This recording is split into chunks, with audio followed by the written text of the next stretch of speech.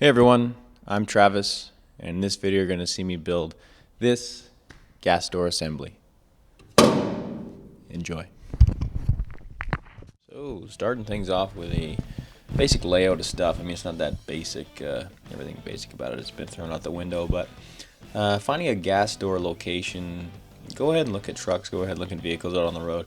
It's kind of an arbitrary spot, it's kind of a weird place to put it, so it took a lot of eyeballing and a lot of like guessing and tape measuring and drawing and squinting and all that good stuff, but once I did find it, I was pretty happy with where it was, and it looks pretty natural and it kind of fits the truck nicely and all that kind of stuff. So here's the filler tube or bung that we're going to use. That's off of a Harley, and then the door is off of like a 1990, I don't know, OBS Ford, out of a junkyard, kind of a simple door with a hinge and just simple square shape. So the problem with these trucks is the real estate.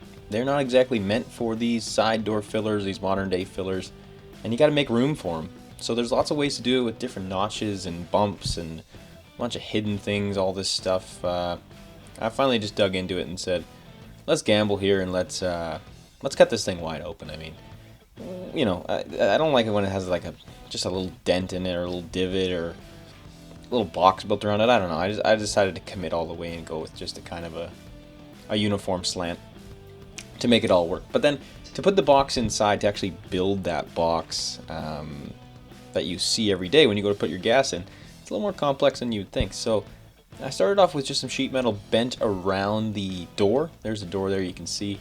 And I came up with this kind of lunch pail looking thing. It worked out good. It was clean and cool. Except for the fact that the door didn't fit.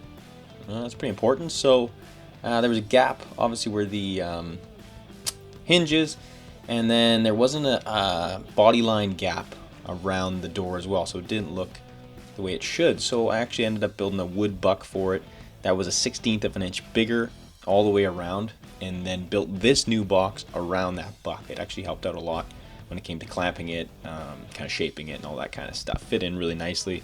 That little bolt in the middle is for a slide hammer to pull that thing out. And I added a little bit of shape to it as well, just to make it look like not a lunchbox, right? So made a little bit of design in there. I had to take off a little bit of 1/16 of an inch on these things, which is kind of painful and tedious, but you know, what are you gonna do, right? Sometimes you make mistakes. And then here's the filler. I cut off the Harley parts and I built this kind of aircraft looking thing. I thought it'd look cool. And then this is kind of a cool trick here. I want to do some kind of dimple or some kind of drain in this thing. And if you use a little wood screw, this was a drywall screw, you can kind of make just a little tiny dimple die out of a wood screw and a block and a 1/8 inch hole. So anyways, a little tech tip there for you. But it all came out really cool. I built a little stopper, as you can see there. It's a factory piece of rubber that I got from the junkyard as well. And you can see this has a nice uniform gap around it too. So came out okay, and then put it into the truck.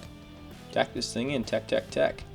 Once it was tacked in, we were kind of working towards the filler neck and fitting all that kind of stuff in. And I machined up this piece of stainless, actually. A nice little rib in it, and then a bit of an angle and a breather. Kind of one of those things you spend a little bit too much time on, but it's really cool and it kind of comes out pretty sweet. So I borrowed this gas nozzle from the local auto parts store and made sure it all worked, because of course that's what we're going to be using. So after that, back to the tack, weld, and hang yourself over this thing and weld that relief panel in. Here's the relief panel. Again, I wanted to do kind of a uniform look and keep it clean. So here's a shot of our tie downs, which will be in the kind of the next video. But ground down, turned out nice, and then pulled out the hose. I mean, look at this hose. Yeah, so it's fit in there. This isn't the final fitment, but gives you the idea of what we're looking at, just enough to turn the corner. And there it is. Turns out, just like that, in a matter of 4.5 minutes, you've got yourself a gas door built into your 1967 to 72 F100.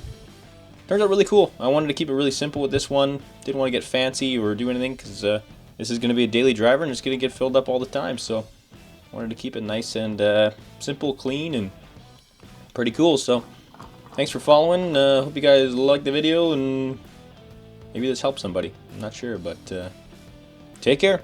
Thanks for watching.